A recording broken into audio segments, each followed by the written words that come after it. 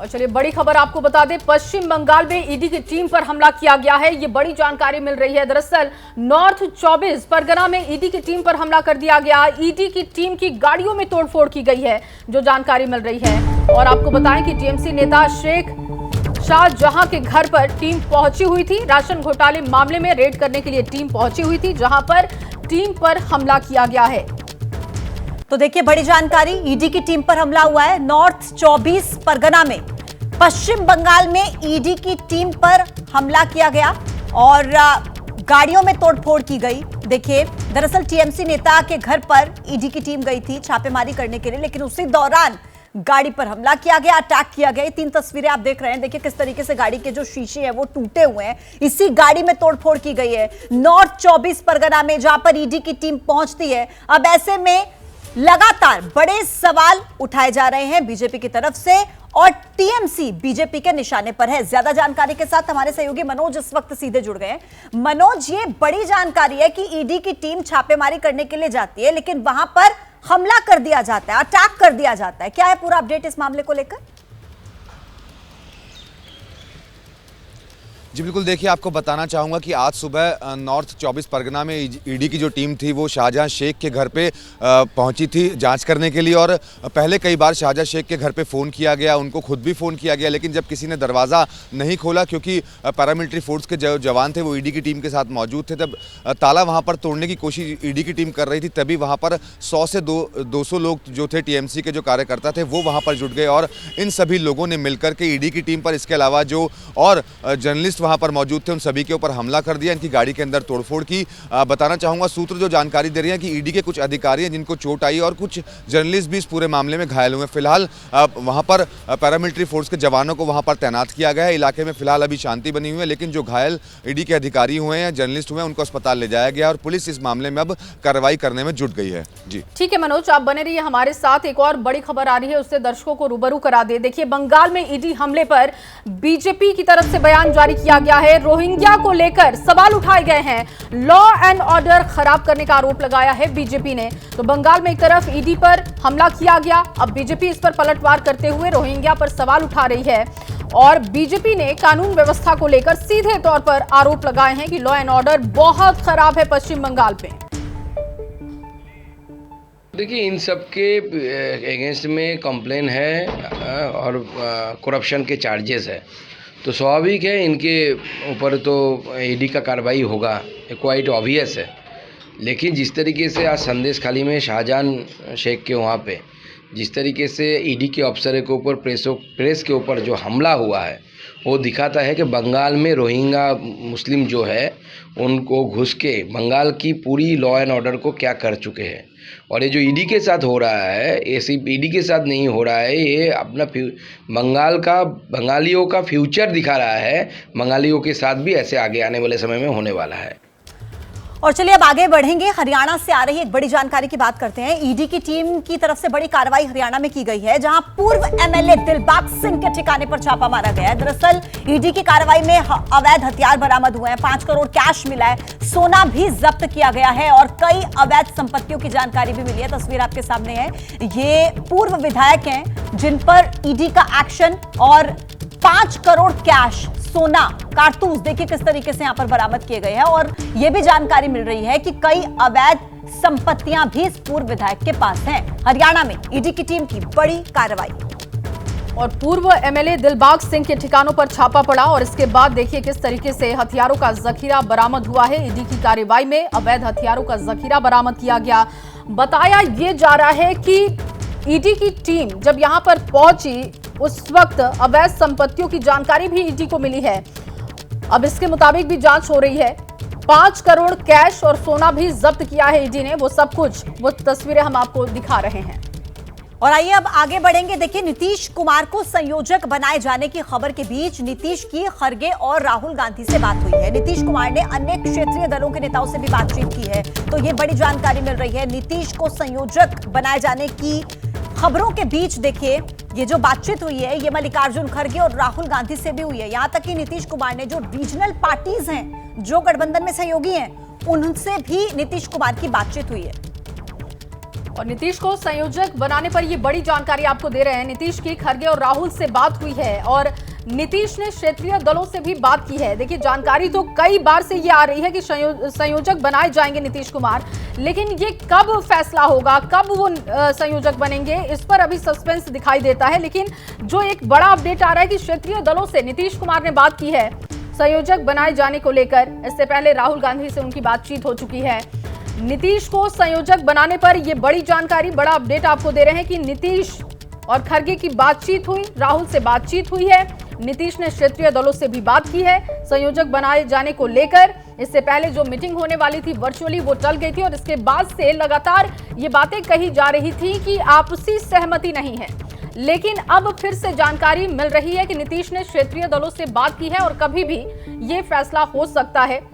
आपस में सहमति बनाने की पूरी कोशिश की जा रही है नीतीश को संयोजक बनाने को लेकर। एक तरफ बीजेपी लगातार हमलावर है, बीजेपी की तरफ से अलग अलग तरीके के कयास लगाए जा रहे हैं और उस बीच किस तरीके से इंडिया अलायंस में सब कुछ संतुलित करने की कोशिश की जा रही है, उसकी तस्वीरें भी लगातार हम आपको दिखाते रहते हैं, अपडेट देते रहते हैं। नीतीश की खरगे और राहुल से बातचीत हुई है संयोजक बनाने को लेकर और इसके साथ ही क्षेत्रीय दलों से भी चर्चा की गई है कि उनको संयोजक बनाए जाने पर सबकी सहमति हो।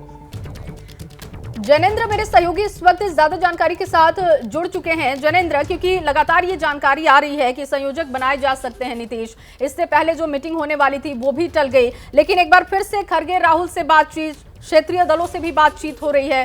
कब बनाए जाएंगे नीतीश संयोजक?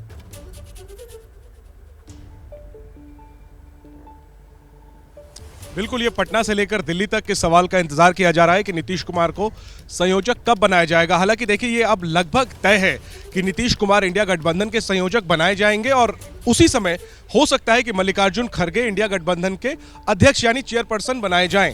लेकिन इसको लेकर के जो बैठक होनी है, जो अब ऑनलाइन ही की जाएगी, क्योंकि सभी नेताओं का समय जो है इतनी जल्दी तय करना मुश्किल हो रहा है। यहाँ तक कि ऑनलाइन बैठक का समय भी तय नहीं हो पा रहा है नेताओं की व्यस्तता की वजह से। संभव है कि आने वाले 1-2 दिनों में, नहीं तो अगले हफ्ते में इंडिया गठबंधन के नेताओं की एक ऑनलाइन बैठक हो जिसमें कि नीतीश कुमार को संयोजक बनाया जाए। और इसको लेकर के हालांकि इस एजेंडे के साथ तो कल बातचीत नहीं हुई है, लेकिन हमारे सूत्रों ने बताया मिलाकर इंतजार करना होगा कि ये जो बड़ा फैसला है ये खबर के रूप में कब सामने आता है। बहुत धन्यवाद आपका। और चलिए, बड़ी खबर आपको लखनऊ से बता दें, यहाँ मुख्तार अंसारी के करीबी पर बड़ा एक्शन हुआ है। जानकारी जो मिल रही है कि मुख्तार के करीबी बिल्डर सिराज अहमद के अवैध निर्माण पर बुलडोजर चला है और अवैध रूप से बने एफआई अस्पताल को एलजीए ने ध्वस्त कर दिया है। 24 दिसंबर को ही अवैध रूप से बने अस्पताल को सील किया गया था। तो देखिए, आज अस्पताल के ध्वस्तीकरण की ये बड़ी कार्रवाई की गई है एलजीए की तरफ से बिल्डर सिराज अहमद पर। तस्वीरें आपके सामने हैं, देखिए बुलडोजर से किस तरीके से इसे पूरी तरीके से ढहाया जा रहा है मुख्तार के करीबी पर। ये एक बड़ा एक्शन, अवैध निर्माण बिल्डर का ये था जिस पर एक्शन लिया गया। और देखिए इस पूरी जो इमारत को ध्वस्तीकरण इसका कैसे किया गया, पीला पंजा इस पर कैसे चला है, ये आप 2 तस्वीरों के माध्यम से समझिए।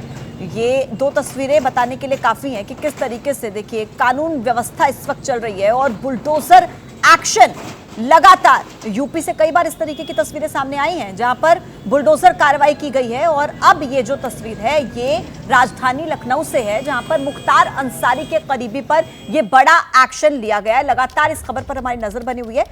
एक बार फिर से स्वागत है आप सभी का। देखिए, अयोध्या में 22 जनवरी को होने वाले प्राण प्रतिष्ठा समारोह की जोर शोर से तैयारी चल रही है। आयोजन को लेकर एक तरफ तो उत्साह है तो दूसरी तरफ विवाद भी खूब बढ़ रहा है।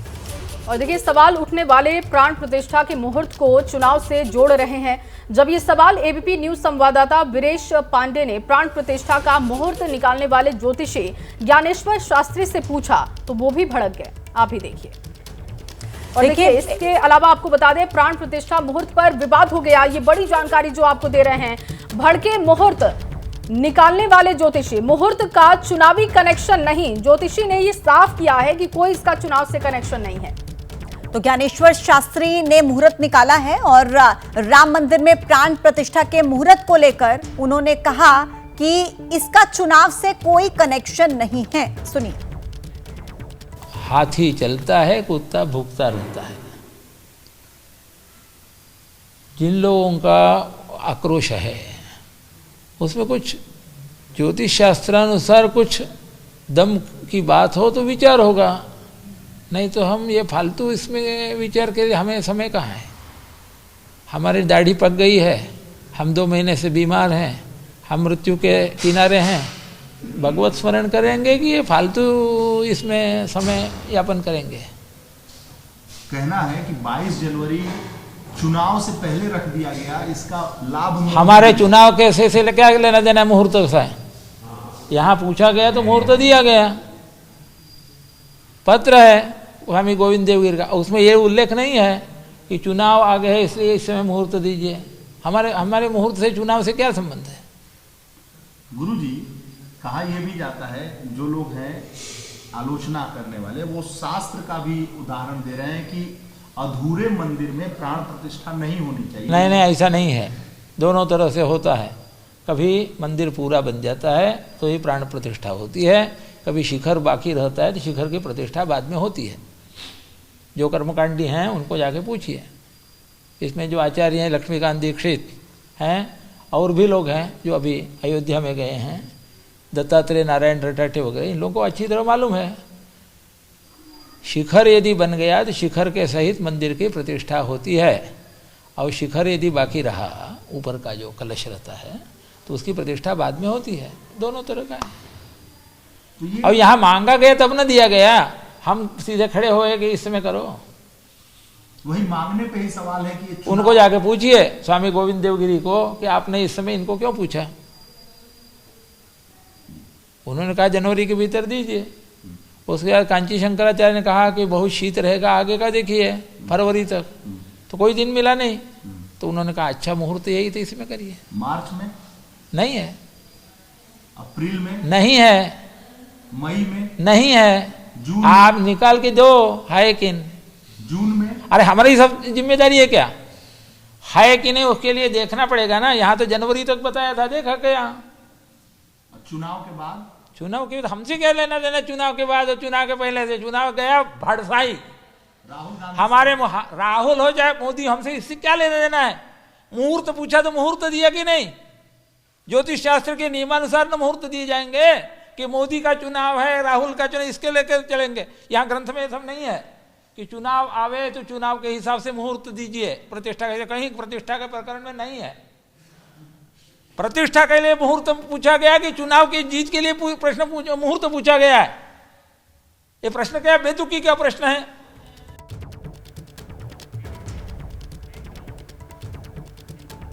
देखिए, राम मंदिर के मुहूर्त पर सवाल उठाने वालों को जवाब देने के बाद ज्ञानेश्वर शास्त्री ने मुहूर्त के बारे में भी विस्तार से जानकारी दी। देखिए, मुहूर्त को लेकर ज्ञानेश्वर शास्त्री ने जो बयान दिया है, उन्होंने कहा कि राम मंदिर के लिए सबसे अच्छा मुहूर्त, खास मुहूर्त से होगा सबका भला, सबके राजयोग वाला ये मुहूर्त है, ऐसा कहना है ज्ञानेश्वर का। तो देखिए, खास मुहूर्त और ये बहुत ज्यादा अहम तारीख, तो ज्योतिषी हैं ज्ञानेश्वर जिन्होंने इस बात का जिक्र किया। राम जी की प्रतिष्ठा जो इतने दिन के बाद हो रही है, वो ऐसे समय में हो कि भविष्य में वो कभी भी मंदिर इधर उधर न हो। यावत् चंद्रावनी सूर्याः तिष्ठन्ति अप्रतिघातिनः तावत् त्वयात्र देवेषु स्थेयं भक्तानुकंपया, ये मंत्र प्रतिष्ठा के समय आता है। उस मंत्र में ये कहा गया है कि जब तक चंद्र, सूर्य और ये धरती है, तब तक हे भगवान आपको यहाँ भक्तों पर कृपा करके रहना है। इस हिसाब से ये मंदिरों की स्थापना होती है। तो उसके इसलिए उसका उतना ही अच्छा मुहूर्त भी चाहिए। तो जो मुहूर्त दिया गया है मेष लग्न का, उसमें लग्न में गुरु है। गुरु की दृष्टि 5वें स्थान में, 7वें स्थान में और 9वें स्थान में जाती है। लग्नेश मंगल 9वें स्थान में है और लग्न में नवमेश गुरु है। ये राजयोग कारक बनता है। राजयोग कारक बनता है माने इस मंदिर की स्थापना होने से सभी लोगों पर एक अच्छा प्रभाव पड़ेगा सद्विचार का। दूसरी बात ऐसी है, इस मुहूर्त में 6ठे स्थान में केतु है और 11वें स्थान में शनि है। ये दोनों शत्रुओं को परास्त कर देंगे। अर्थात आसुरी प्रवृत्ति के जो लोग हैं वे अपने कार्य में सफल नहीं होंगे। सद्विचार वाले जो सात्विक लोग हैं, इनका माने अभ्युदय होगा। दूसरी बात ऐसी है कि इसमें उच्च का चंद्र है दूसरे स्थान में, इससे मंदिर में ऐश्वर्य बढ़ेगा, धन स्वयं बहाएगा। 9वें स्थान में बुध और शुक्र हैं, तो उनका भी बहुत अच्छा फल है। केंद्र में गुरु और त्रिकोण में बुध और शुक्र, ये दोनों ग्रह अच्छे हो गए। दूसरे स्थान में उच्च का चंद्र है, वो अच्छा हो गया, अर्थात शुभ ग्रह जो 4 होते हैं वो अच्छे स्थान में हैं। 2 पापग्रह केतु और शनि ये 6ठे और 11वें स्थान में है, और लग्नेश मंगल भी 9वें स्थान में है, इसलिए बहुत अच्छा मुहूर्त है ये देख करके दिया गया है।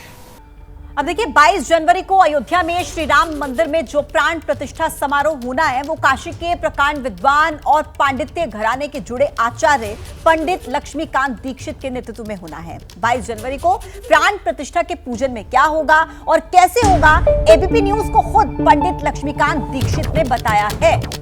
और प्राण प्रतिष्ठा के मुख्य पुरोहित ने कहा कि 4 दिन चलेगा प्राण प्रतिष्ठा का कार्यक्रम। 151 पुरोहित कराएंगे प्राण प्रतिष्ठा का पूजन। 18 जनवरी से होगी समारोह की शुरुआत। इसके साथ ही उन्होंने प्राण प्रतिष्ठा पर मुख्य पुरोहित ने जो ये बयान दिया, उन्होंने कहा कि 151 पुरोहित इसमें शामिल होंगे। सुनिए आप भी। प्राण प्रतिष्ठा महोत्सव 18 तारीख से प्रारंभ होगा।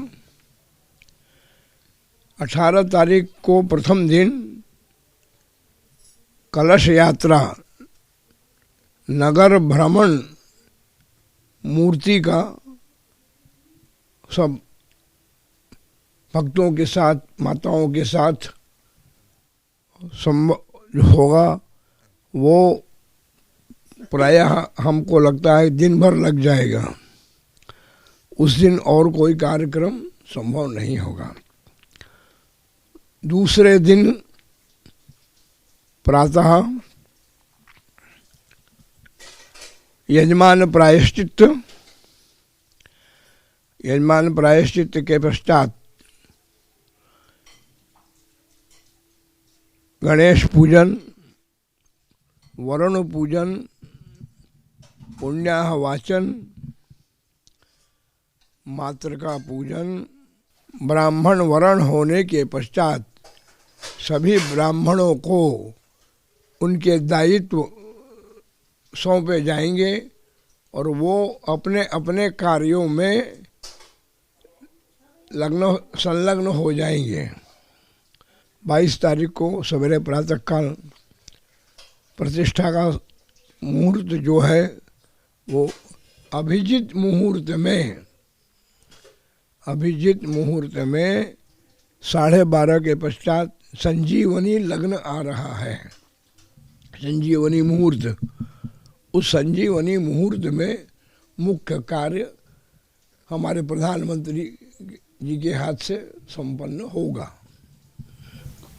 तो कौन सा, आप मुख्य पुरोहित हैं, कौन सा मंत्रोच्चार होगा वहां पे? मंत्रोच्चार तो सभी वेदों के विद्वान आ रहे हैं, भारतवर्षों से सारे प्रांतों के विद्वान बुलाए गए हैं, आ रहे हैं। चारों वेदों के मंत्रों का उच्चारण पाठ संपन्न पारायण चलता रहेगा।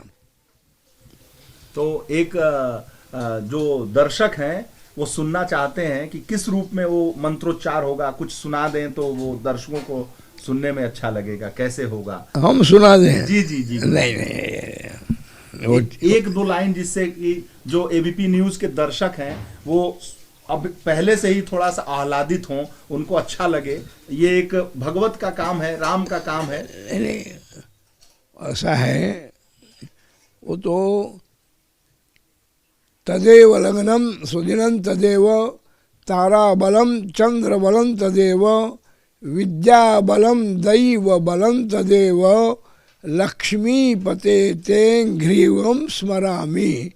ये मुख्य ये है, इससे उसकी सुप्रतिष्ठा होगी।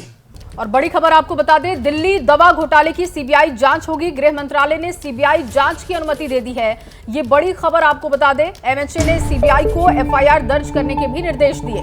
देखिए, दिल्ली के एलजी ने दवा घोटाले की सीबीआई जांच की सिफारिश की थी और इसके बाद गृह मंत्रालय ने यह आदेश दिया है, जिसके बाद अब सीबीआई जांच की अनुमति दे दी गई है। एफआईआर दर्ज करने के निर्देश सीबीआई को दे दिए गए हैं। तो देखिए, ये जो पूरा मामला है ये दवा घोटाले की जांच से जुड़ा हुआ है और ज्यादा जानकारी देंगे हमारे संवाददाता नीरज, इस वक्त हमारे साथ जुड़ गए हैं। नीरज, अब तो सीबीआई जांच की अनुमति मिल गई है, यानी कि सीबीआई जांच होगी और सच सबके सामने होगा। जी बिल्कुल, दिल्ली सरकार द्वारा कई ऐसी दवाएं जो परचेज की गई थी जिनका सैंपल भी फेल हो गया था। बाद में इस पूरे मामले में बड़ा बखेड़ा हुआ था। भारतीय जनता पार्टी और कई अलग दलों ने इस मामले को उठाया भी था। अब इस मामले में एक एलजी की तरफ से सिफारिश गई कि इस पूरे मामले की जांच कराई जाए सीबीआई के जरिए, तो जिस पर गृह मंत्रालय ने एक्शन लेते हुए एलजी के लेटर पर सीबीआई को आदेश दिया है कि इस पूरे मामले की जांच करें और एफआईआर दर्ज करें और अगर जो दोषी हों उनके खिलाफ सख्त कार्रवाई की जाए। तो एक बड़ा फैसला हुआ है, एक बड़ा निर्णय हुआ है। भारत सरकार की तरफ से सीबीआई को ये निर्देश दिया गया है कि पूरे प्रकरण में जो दिल्ली में दवा घोटाले का मामला सामने आया है जी, पूरे प्रकरण की बहुत गहनता से जांच की जाए। नीरज, बहुत शुक्रिया आपका तमाम जानकारी के लिए। और चलिए सीधे आपको हिमाचल के सोलन लिए चलते हैं, जहां पर जेपी नड्डा इस वक्त पहुंचे हैं और देखिए वहां पर किस तरीके से भव्य स्वागत किया जा रहा है।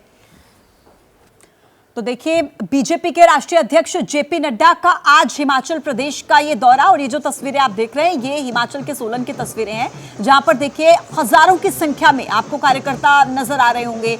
हुजूम आपको यहां पर नजर आ रहा होगा, लोगों की भीड़ आपको यहां पर दिख रही होगी। तो देखिए, ये तैयारी है लोकसभा चुनाव की, और उससे पहले ये जो दौरा है जेपी नड्डा का बहुत अहम हो जाता है, क्योंकि आज ही के दिन देखिए प्रधानमंत्री नरेंद्र मोदी राजस्थान में, गृह मंत्री अमित शाह यूपी में और जेपी नड्डा हिमाचल प्रदेश में, यानी कि देखिए 3 बड़े दिग्गज नेता बीजेपी के इस वक्त लोकसभा चुनाव की तैयारियों में किस तरीके से जुटे हुए हैं। ये रोड शो के माध्यम से आप समझिए, हिमाचल प्रदेश के सोलन में जेपी नड्डा का रोड शो, जिसमें हजारों की संख्या में कार्यकर्ताओं की मौजूदगी है।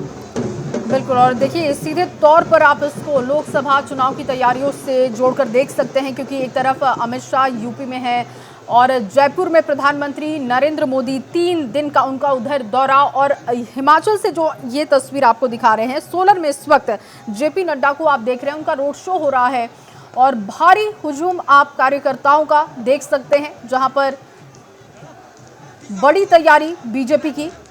और आपको बताएं कि आज मंथन भी किया जाएगा, पार्टी के पदाधिकारियों के साथ यहां पर मंथन चलेगा। उससे पहले रोड शो की ये तस्वीरें सोलन में जेपी नड्डा पहुंचे हैं और भव्य स्वागत किया जा रहा है।